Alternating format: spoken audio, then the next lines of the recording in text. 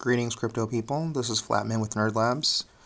Today's video is going to be how to checkpoint blocks on your cryptocurrency project. There's a little bit of a debate whether checkpoints are needed or fair or should be used. If you have a gigantic project like Bitcoin or Litecoin or Dash or something where there's always going to be, hundreds of thousands of people using the coin, then maybe you don't need checkpoints and your chain will keep itself straightened out.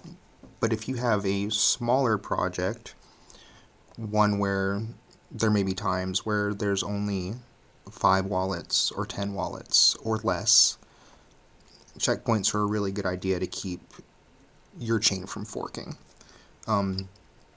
I had to originally look a lot of places to figure out how to checkpoint some coins, and even looking today, there's no videos on how to do it.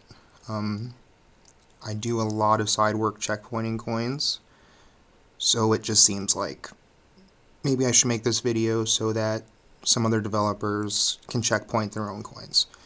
Today we're going to be using Elitecoin as an example. I'm one of the developers over there. You are going to need a block explorer or a second verifiable copy of your blockchain to make sure that you're not checkpointing a hash that's incorrect. If you checkpoint a hash that is incorrect, you're going to fork your chain. I don't want to intimidate you, but it can cause a lot of problems. So, if I have any problems or have to fumble through it, you're going to fumble through it with me. So, I've made this folder checkpoints here. It's a good idea to keep a separate copy whenever you're doing updates, simply because if you mess it up, at least you're not messing up your only copy. So, let's first go ahead and grab the source. Excuse me.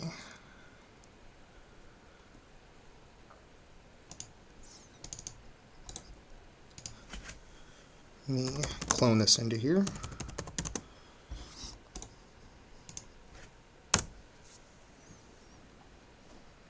Easy enough.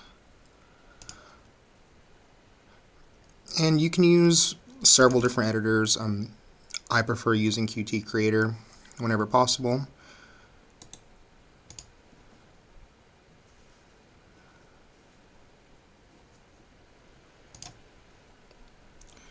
So if you're not familiar, if you're not even sure where you're looking, code is usually for coins is broken up into what I call the back end and the front end. So you have your headers and your source files. Basically you have the GUI or the graphical interface side, and then you have the back end side. You're going to be hunting the checkpoint CPP most likely. And you can just cheat if you just see the H and switch over the source here.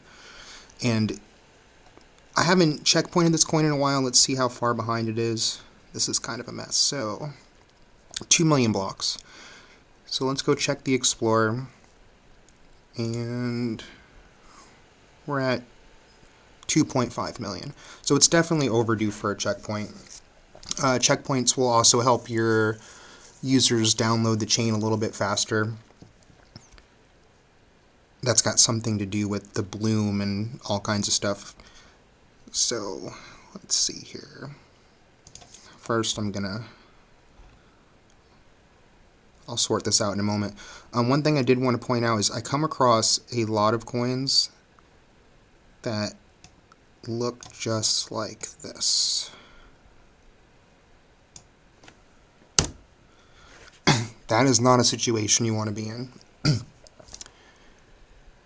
If your project looks like this, and your seed nodes go down, and 2 or 3 users or whatever happen to hook up to each other, and your checkpoints look like this, they can start a new chain.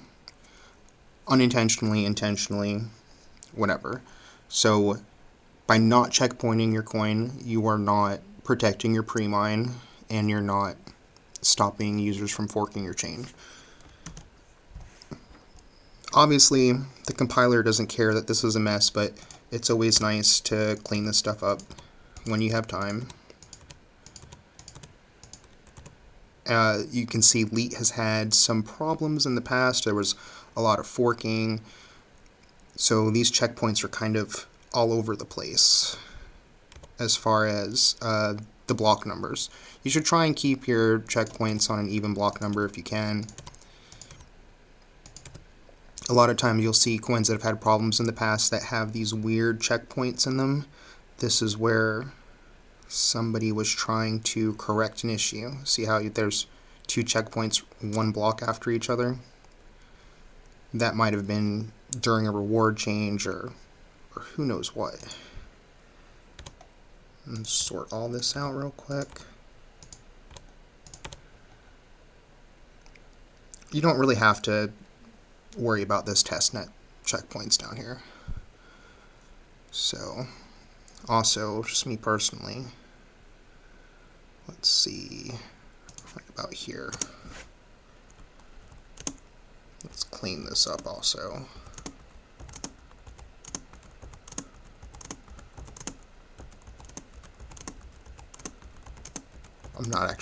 I'm sure that's my fault in the past at some point. Just don't know when that happened.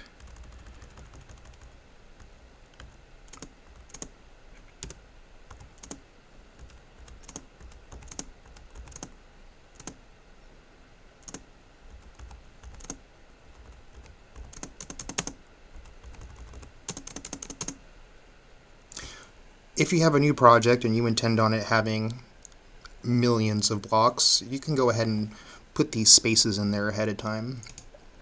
One thing I am going to do that's going to save us time later is let's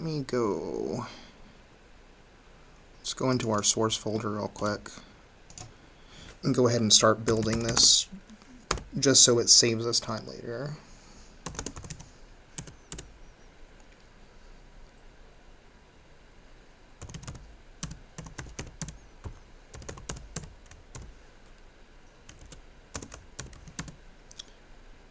Bear with me. It is actually 1:55. I don't get very many hours during the day where it's quiet enough to do something like this. Hopefully that doesn't have any errors. Let's get back on this here. So, we're going to go ahead and we're going to put several checkpoints in here. So I've also got a node open. I'm pretty sure it's pretty close to caught up. Yep. Okay, so your checkpoint CPP is primarily where proof of work checkpoints live. I don't know everything. I'm not exactly sure how a POS only coin at this point ends up with a POW hash, but somehow it does. So, let's take this line here, copy it. I suppose I can do this as well.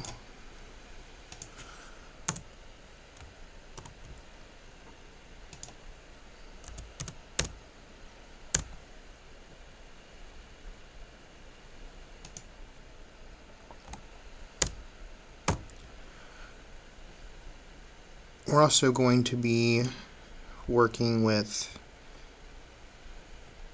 the kernel.cpp, which is where the proof of stake side lives. This also needs cleaned up. Some people get really particular about this stuff. I'm personally not super particular about it, but you know, some people are going to judge your commitment, or whatever you want to call it, just based on how much time you took to clean stuff up. Again, there's the testnet checkpoints. they don't really matter. A lot of people don't know how to get on testnet. So I also noticed here that there's no proof of stake checkpoint for 2 million, so I think we're going to do that first.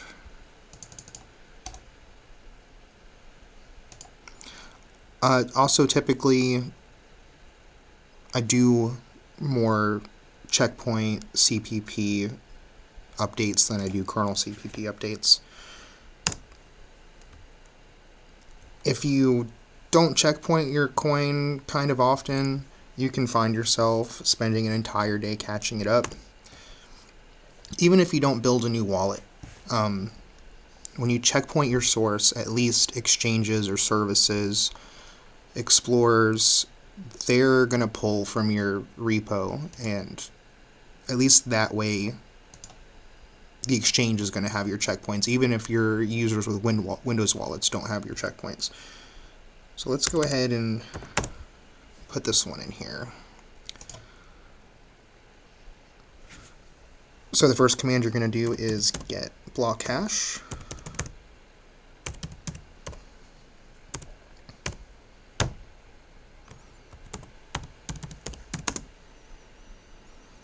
And we're after block 2 million.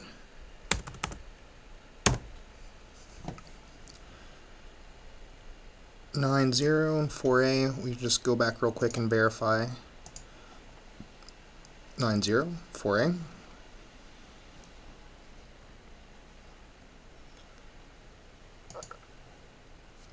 Now we're going to do one more command, and this is the one that gets you your POS checkpoint. We're going to do get block, and then use the hash.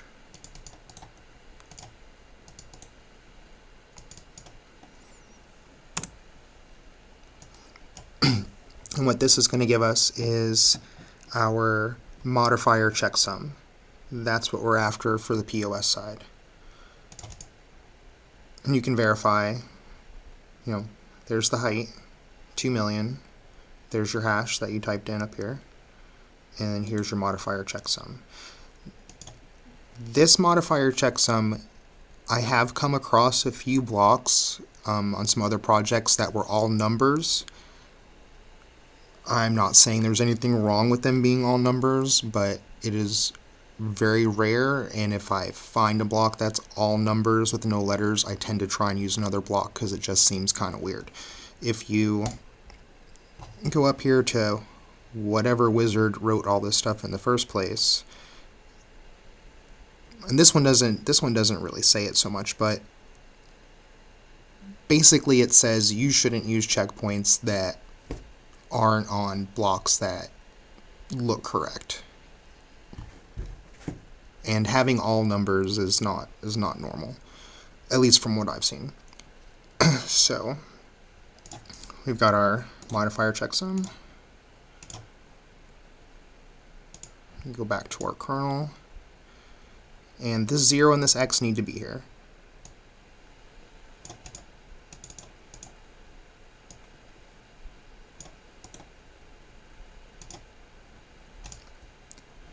Alright, so now that we've got that, let's go ahead and grab a block that we don't already have. 2100000. Okay, so here is our block hash, and what we're going to do is we're going to go verify this against the Explorer.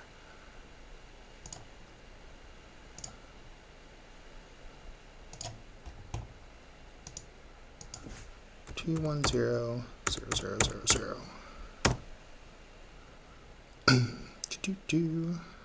D9 1C. D9 1C. Same thing, we're gonna get the block.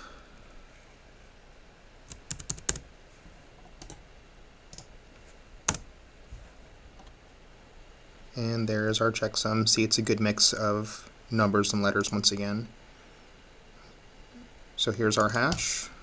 Let's grab that Go stick that in the checkpoint side.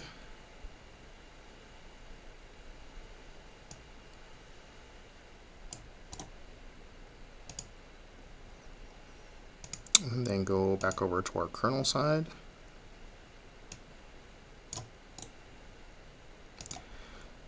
And this really can be tedious, so it's not something you have to do all the time, but when you find yourself with a bit of free time, you should try to keep this stuff up. And our checksum once again.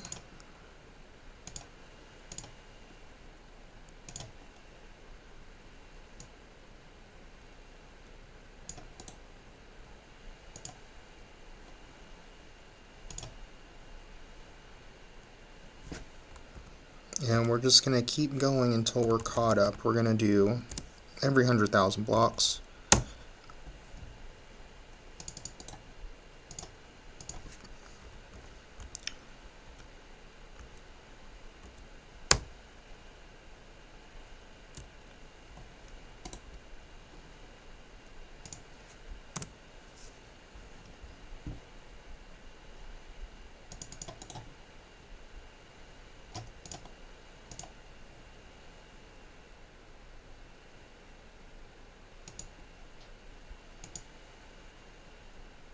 Ha ha ha.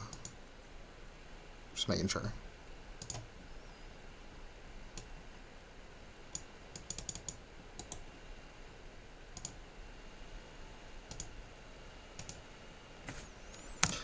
And sometimes I will go ahead and just like paste, and then go back and fix them. For example, we could go, that's going to be 22, 23, 24, and 25.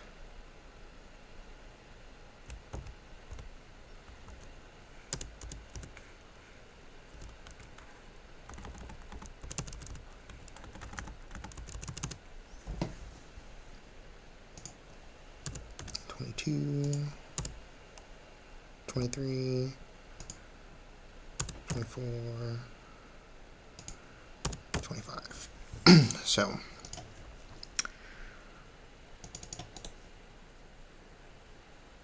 again, here's our block hash.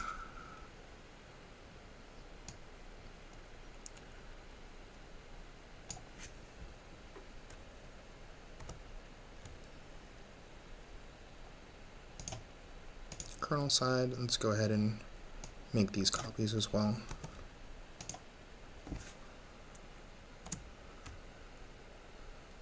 Twenty-two, 23, 24, 25.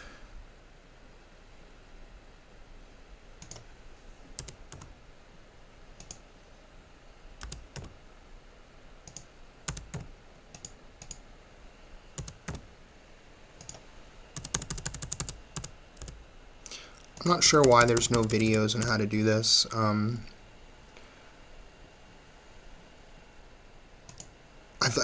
I've looked recently. I've used many keywords to try to find if there's a tutorial for this stuff to make sure I wasn't rehashing out something that somebody had already taken the time to do, but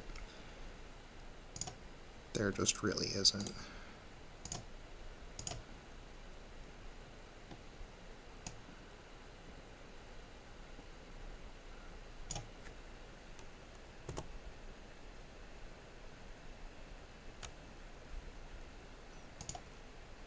And don't hesitate to go back a few times and make sure your numbers are right. And again, every few checkpoints, you definitely need to go check the Explorer to make sure that you have the correct copy of the chain. So, for good measure, let's go check this one here. 2300.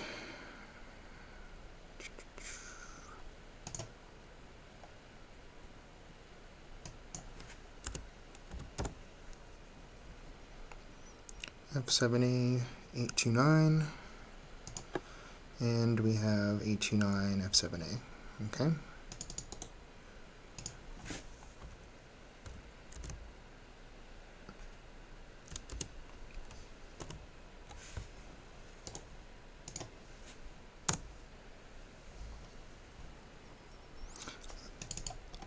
It's also a good idea to, if you have reward changes or things like that, it's a good idea to go ahead and throw a checkpoint in after that.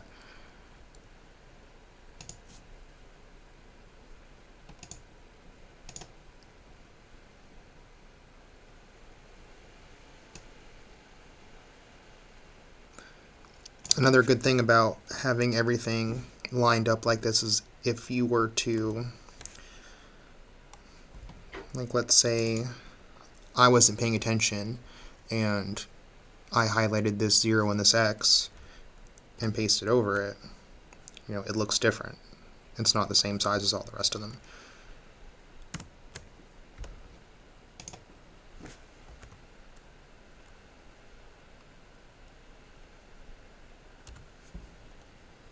Modifier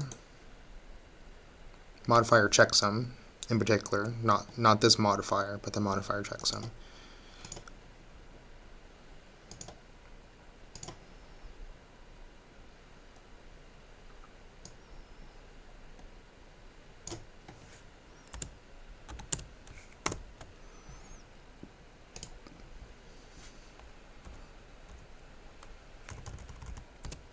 .24.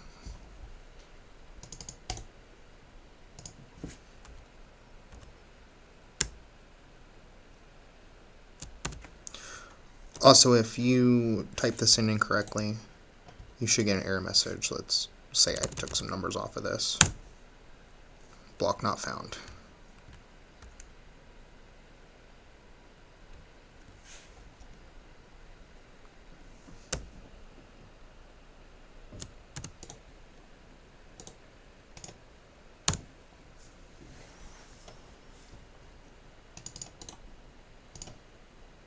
It's a good idea to do the POS and POW at the same time. Otherwise, you're going to have to go back through and either copy your hashes out of your CPP back into the terminal or go through and search the hashes and then search them again to get the modifier later. So it's just better to do them both at once.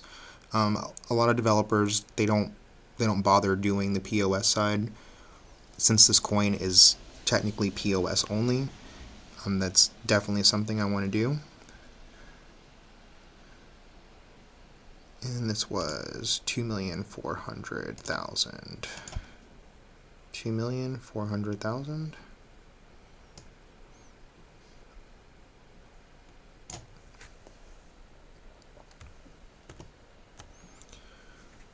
And again with our modifier checksum, good mix of numbers and letters. I've actually only seen the number thing where it was all numbers one time. And I know it's possible for it to be numbers all at once, just like it is possible for an end nonce to be 0. It's just very unlikely. I would definitely be suspicious if I saw that.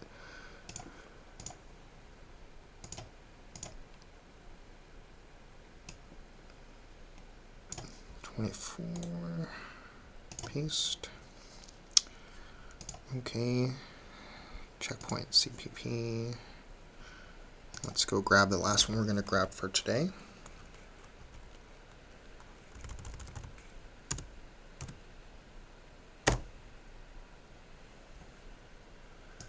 And for good measure, let's just go take a look at the Explorer one more time and make sure that we're in consensus with what the Explorer says. 662.128. Again, it's very unlikely, but it is possible to have multiple blocks with the same first 3 numbers and last 3 numbers. It's very unlikely. Due diligence, you might want to check more than the first and the end.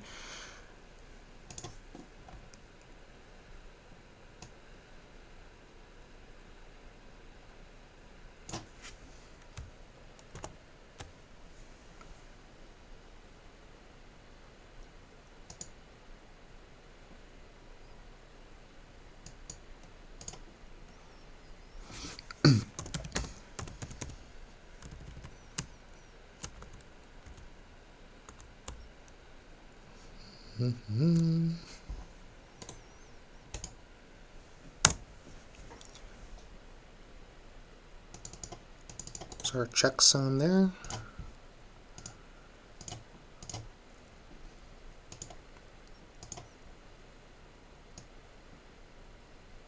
Same thing, if you keep your code nice and clean here on this side, if you were to accidentally overwrite something, or maybe you copy the modifier instead of the checksum by accident, when you paste it in there, it's going to look weird. What block exactly were we on? 50,000. Depending on the length of your chain, 50,000 might be worth a checkpoint. Being that this chain is, you know, on its way to 3 million blocks, 100,000 blocks is a pretty good integer.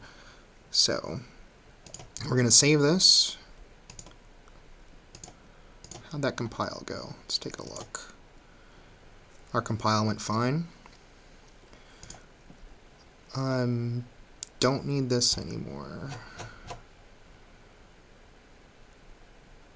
If you happen to notice earlier, just in case you were wondering, for those of you who might have caught it, if you happen to have Elitecoin, ignore this protocol version and version number. This is just a development system. So we are done with this.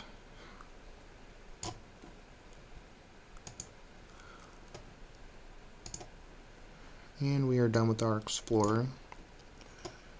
Something I wanted to note, Altcoin Foundation. This is where a couple years ago I found the article on how to checkpoint the POS side of coins. I've had an account here for 4 or 5 years. Evidently I'm a VIP member. I'm not sure if this site's still around. I definitely can't get into my account anymore, but I see a lot of familiar names here. Like, if you're familiar with Bad's Tipbot, there's Bad right there. Payu from the Maza project is here. And even there's Velvet. He was one of the Elitecoin devs a while ago. This name looks familiar. There's my old profile. So there's a lot of good articles here. I haven't been here in a while, but just wanted to acknowledge that that's where I found this information in the first place. So, something else that we're going to want to do, because if you have users that have problems, you're going to want to know what version they have of your wallet. You're going to want to know if they have all their checkpoints. So, there's two sides to that. There's the daemon side or the service side, and there's the GUI side. So there's a display version and an actual version. And while I'm on that note, something that I wanted to point out that I see a lot of developers miss. I think it's in the client version. I'll show you in a moment. So first we're going to go to our versions.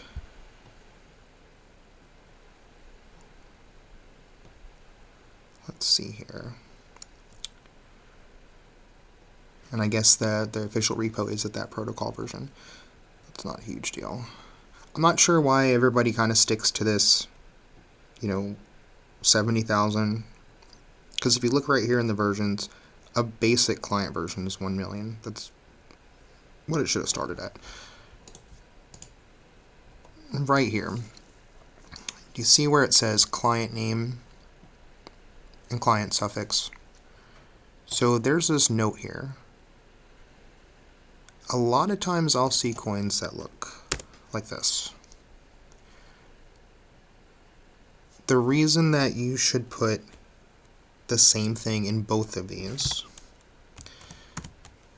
is that I guess there are some attacks that are able to maybe only attack the daemon side or only attack the GUI side, and this is going to show on the GUI side, and this is going to show on the daemon side.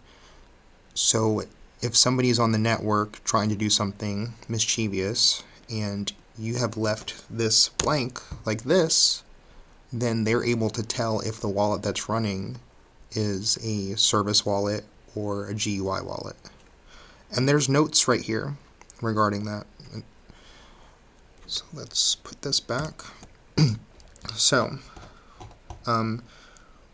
we're not going to mess with this protocol version. That's another video altogether. But what we are going to look for is client version. Here we go. So, this build, or you really don't change this top number unless you're making some kind of really significant change. But it's not going to hurt to change this last number. That way, you really know what you're looking at on the network.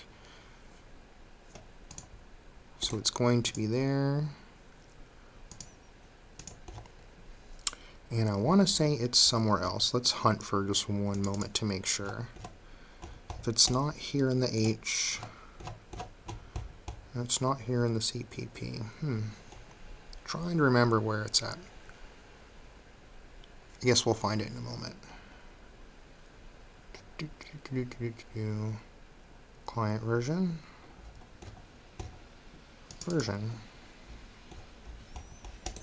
It's possible this one doesn't have it in there.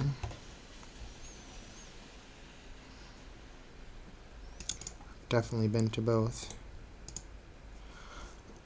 Okay, so we're going to save this. And this is why I built earlier, so that this rebuild would be quick.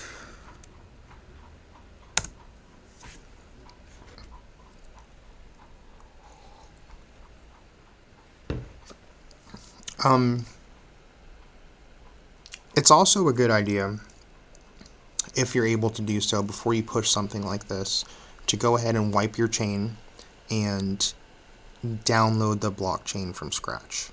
This way, you know for sure if you have mistakenly made a bad checkpoint. If you've made a bad checkpoint that's different from the rest of the network on the block, your wallet will just stop at that block, and then you'll know to go back and look at that checkpoint again.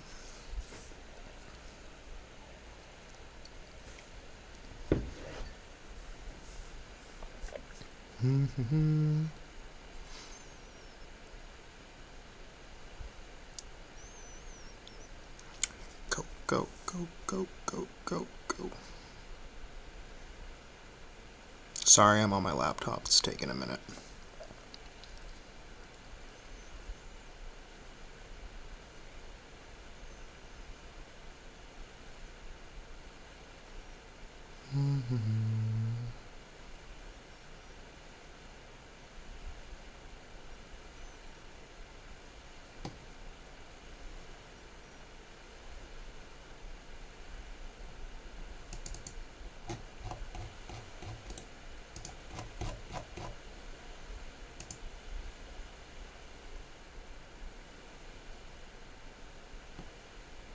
Well, we'll know in a minute if that's not all the places.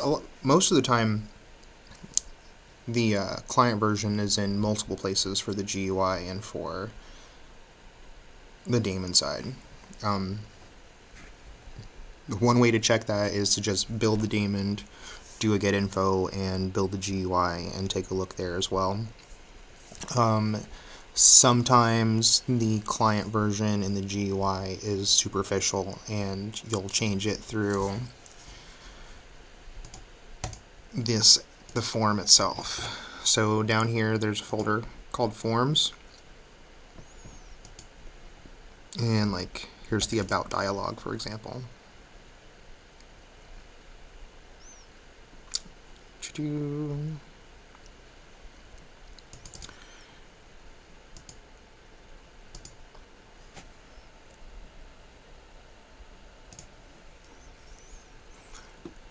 Suppose we should update that while we're waiting.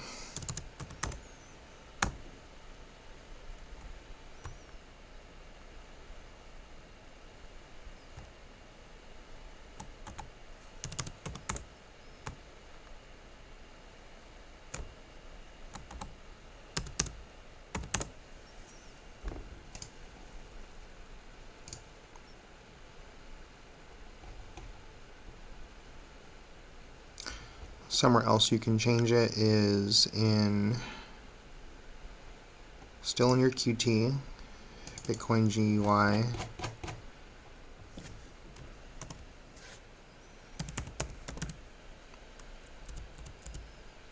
It's not in there like that. That's gonna be every frickin' where.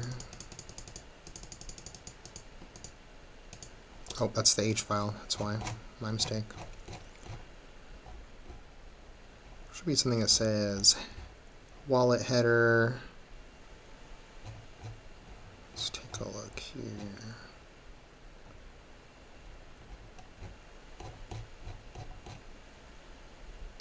Window title. There we go. This is where you would normally set the name of your wallet. You know, like up here in the corner. This one just happens to be empty. This Q string, that's actually going to pull it from somewhere else. Tray icon.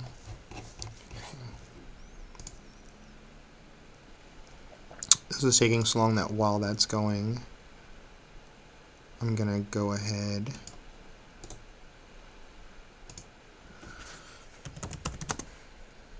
I think this is a QT5.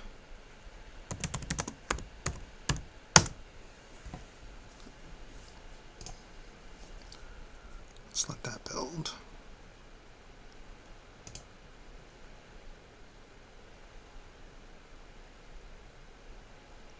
We're all stuck inside, so do you really have anything else to do? Not really.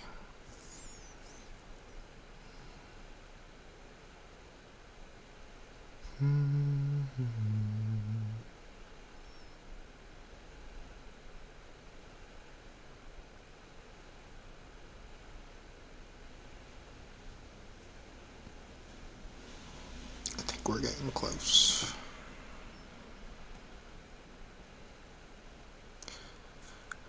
Multi-threaded daemon building would be nice. I've only seen it once though.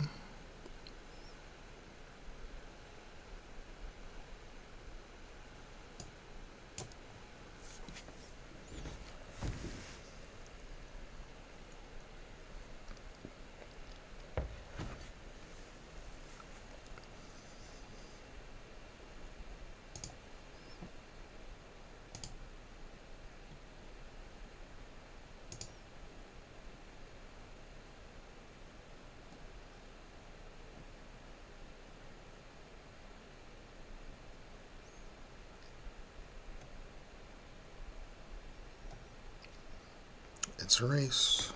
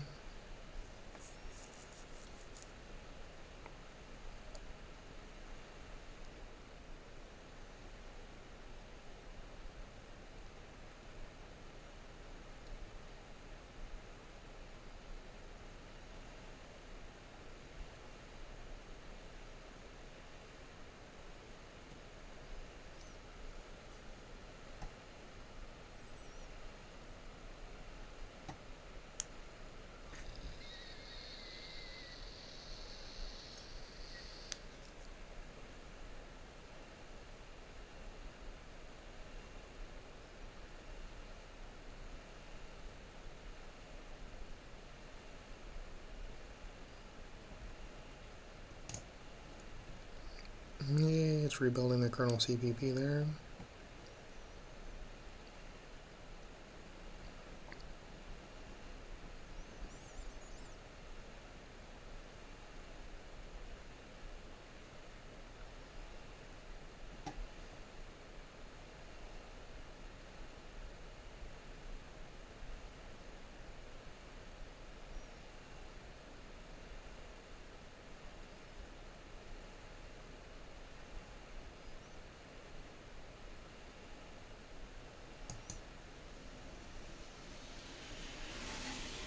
Ooh, let's say I recognize that. Okay. I'm not even sure if I have a config file for this in here.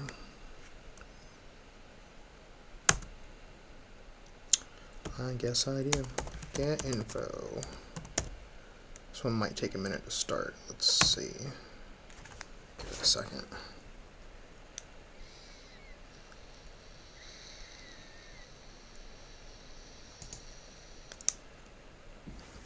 Those of you who use Elitecoin know that it's got quite a long chain, and sometimes it takes a minute to start up all the way.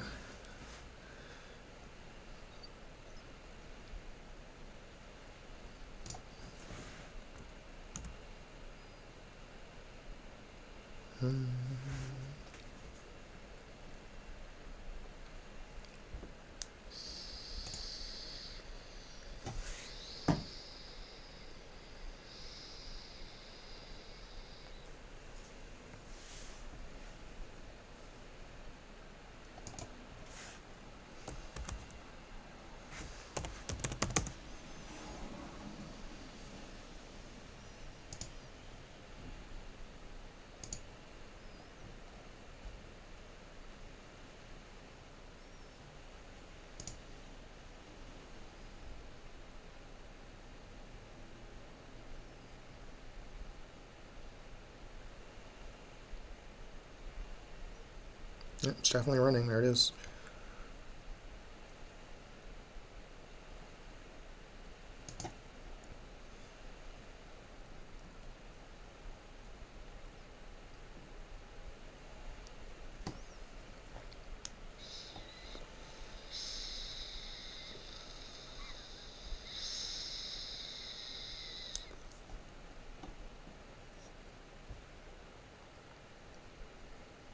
If you're new to Linux, this is htop.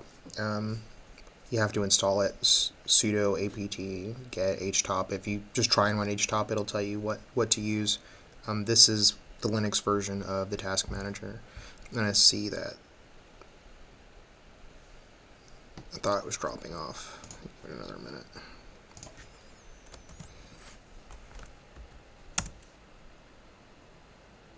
Okay, so now we can see that our version number has changed there, on the back end at least. One thing I am going to do before I push though, let's go take a look at the Explorer one more time.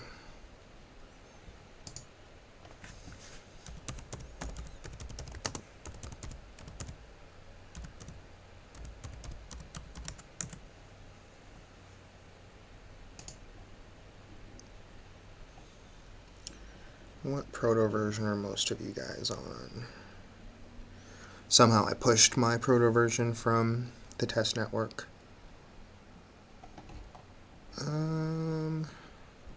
Perhaps in peers? Yeah, so let's go ahead, since we've pushed this, and I always find this interesting. A lot of times I'll push a private repo because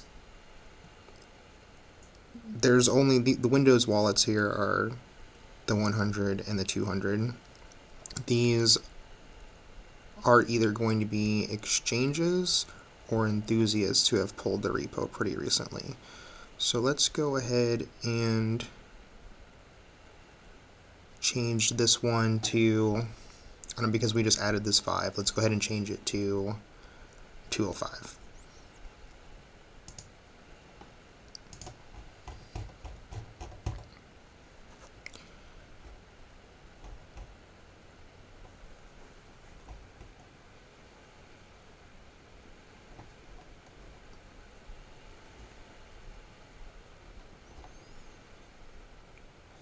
Versions, and unless you really understand what's going on here, I would urge you to not mess with anything except this number here, 60205.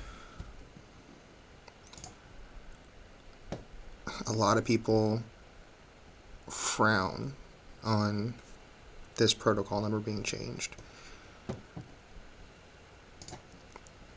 It can save you a lot of headaches later.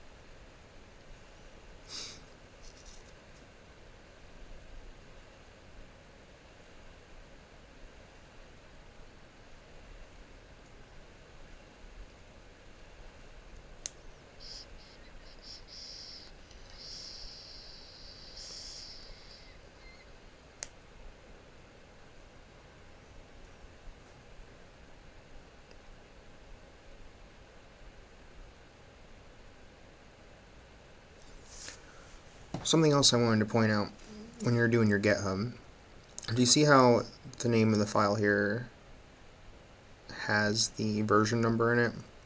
You should really try and stay away from that. If we were to go into the GitHub now and change this title to reflect the most current version, all of the links would break.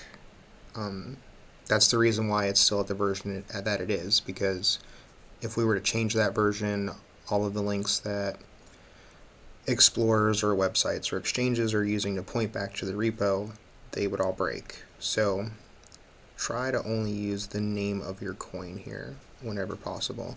At some point we're going to have to fix that for the project, but it's going to create too many problems at the moment.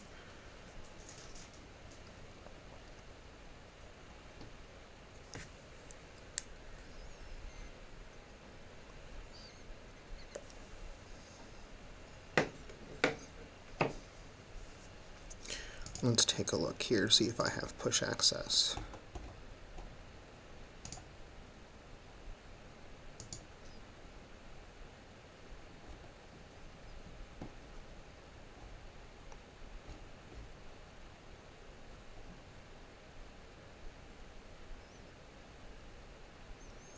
And indeed I do.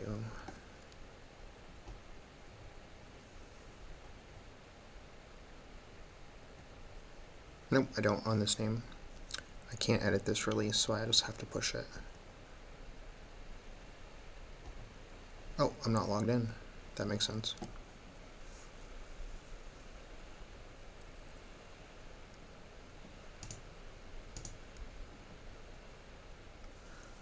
I am really surprised it's taking this long to rebuild, though.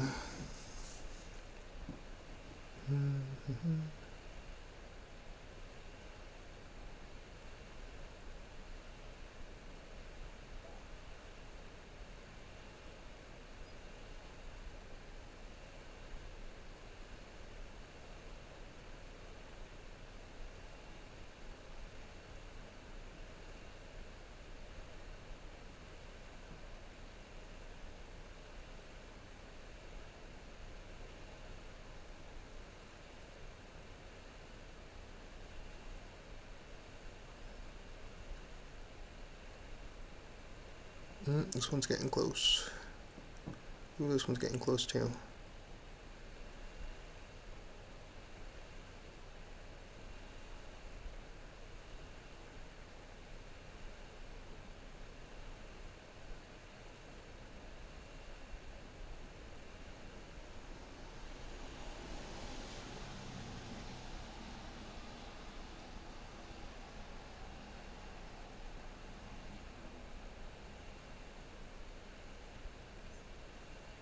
Hopefully more of you can start doing your own checkpoints now. This stuff takes. It's not that it's difficult, especially if you know what you're doing, but it can take a lot of your time.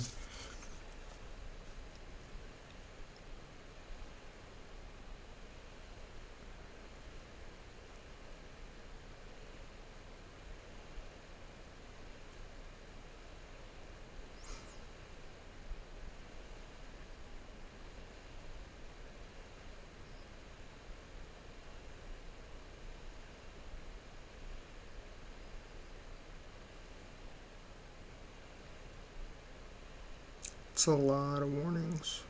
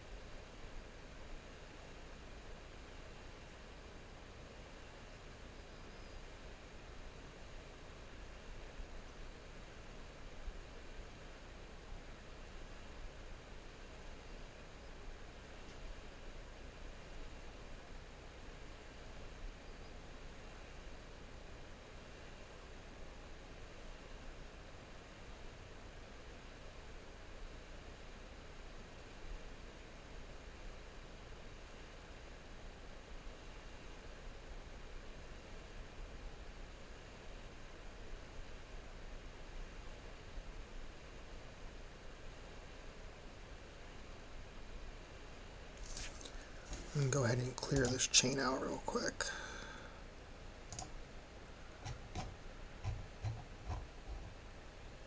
You can see my mess here on the development laptop.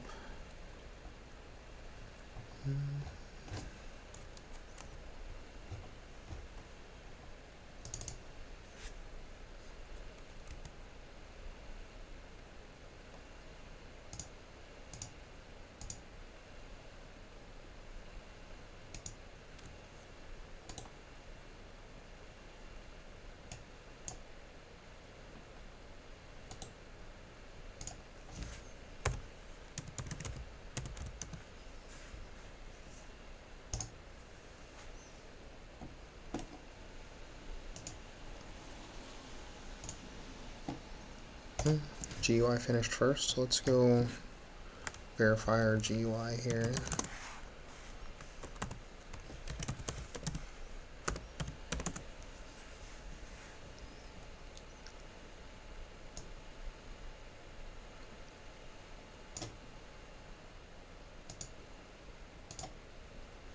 You can see them, 2.0.1.5.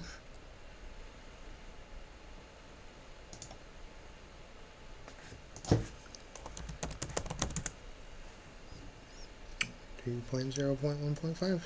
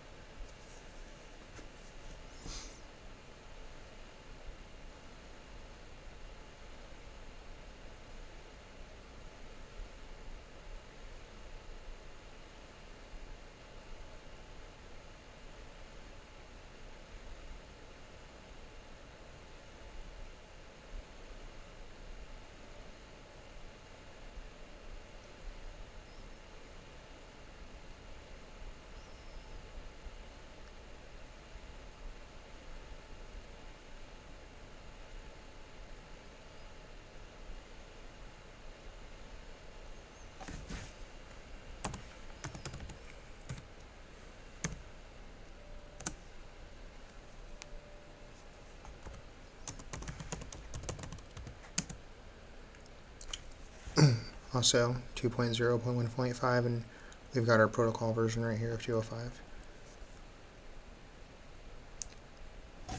So let's stop this.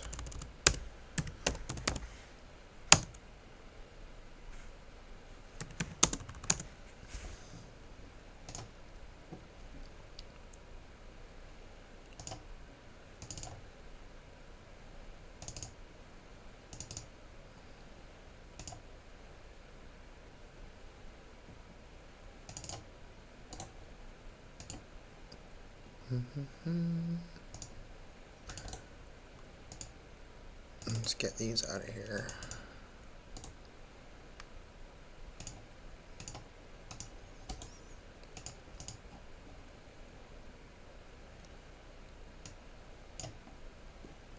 Let's shut down Qt Creator because it's going to make it's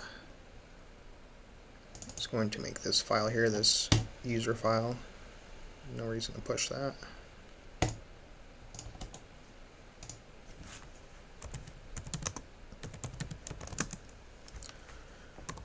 Make clean.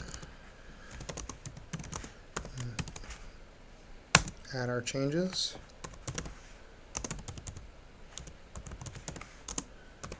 I'm going to commit them as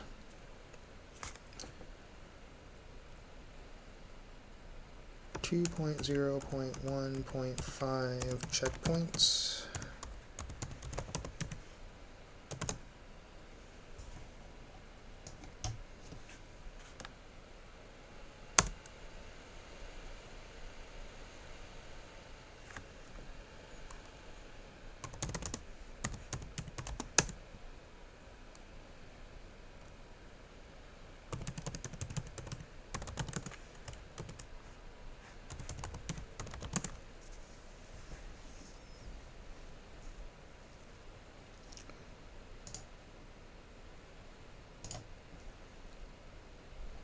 And you can see there's our commit.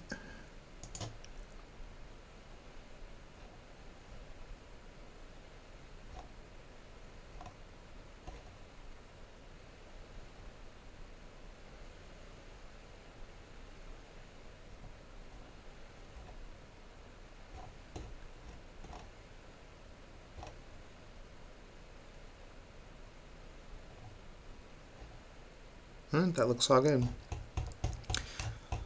So sorry that was so lengthy. I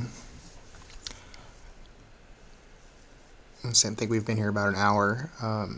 If you neglect your checkpoints, you're going to be spending hours doing this. So I guess it's always good to go ahead and try to keep up with them. If you have any questions, you can find us in the Elite Room or find us on CryptoCity. That's it. Thanks for checking it out. Hope that helps some of you guys out.